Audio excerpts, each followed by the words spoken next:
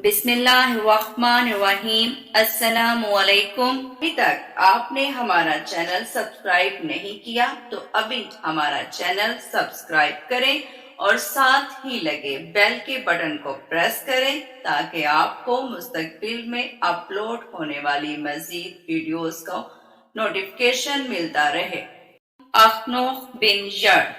پھر یرد کے بعد اخنوخ بن یرد کھڑا ہوا اور اس نے عبادت الہی کی ذمہ داری لی، اور جب اس کی عمر 65 سال ہوئی تو اس کے ہاں متوشلہ پیدا ہوا، اور بنو شیس اور ان کی بیویاں اور بیٹے نیچے اترنے لگے، اور اخنوخ کو یہ بات گراں گزری۔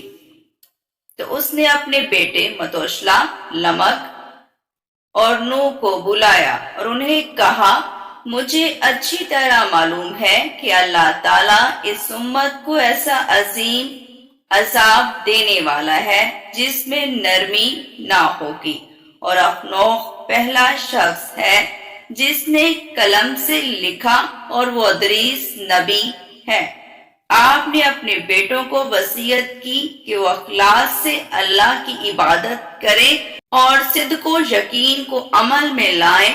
پھر اللہ تعالیٰ نے 300 سال کی عمر میں آپ کو رفع کیا۔ ہم یہ امید کرتے ہیں کہ آپ کو ہماری آج کی ویڈیو ضرور پسند آئی ہوگی۔